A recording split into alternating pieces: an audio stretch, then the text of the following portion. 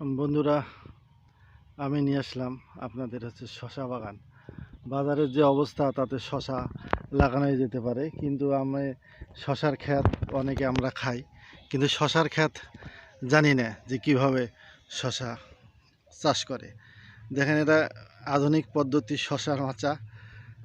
এখন তো আগে যেরকম শশা লাগাইতো অনেক বড় ক্ষেত হইতো বা জাংলে দেওয়া লাগতো, কিন্তু এখনকার আর জাংলের কোনো সিস্টেম নেই। এখন পুরোটাই আপনার মানে খুঁটি দিয়া সুতে দিয়ে আর কি। দেখেন এখানে সুতা, দেখেন এই সুতের উপরেই শশার গাছগুলো না হবে। মানে খুব আশ্চর্য ব্যাপার। শশা গাছ মোটামুটি হয়েছে। আপনারা আমার জিরো লাইফ থেকে সঙ্গে থাকবেন। দেখেন, এটা শশার ক্ষেত। আমি একটু ভিতরে ঢুকে দেখাই। দেখেন কত বড় সুন্দর শশা আসছে। একদম শশা আসছে। এই দেখেন একটা ছোট্ট শশা, কেবলমাত্র এবং এটার খুব বাজারও খুব ভালো।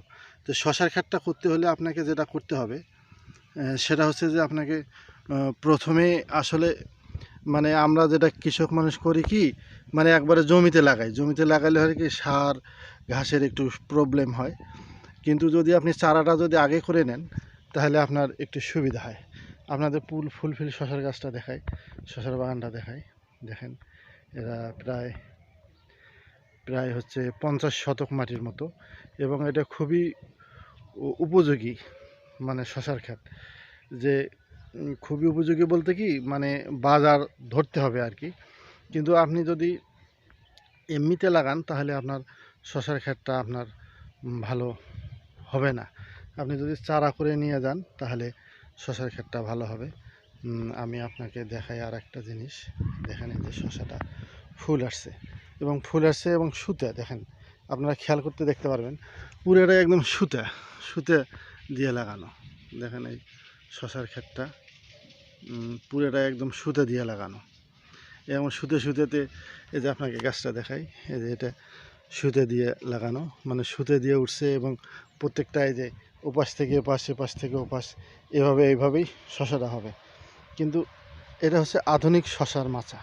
আর আগে যেটা আমরা করতাম সেটা যে আপনার যে একটু করে করা হইতো, মাচা দেওয়া হইতো, অনেক খরচ, অনেক কিছু। মানে এটা রেডিমেড, এখন সব কিছু রেডিমেড এবং হাইব্রিড শশা। এই দেখেন, এর শশাটা আসছে খুবই সুন্দর, কেবলমাত্র শশাটা আসছে।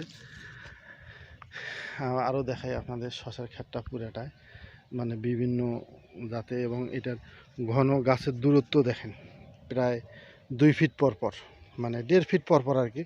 শশা খুবই ভালো। আশা করি আমার ভিডিওটা আপনার ভালো লাগবে। আশা করি আপনি আমাদের সঙ্গে থাকবেন।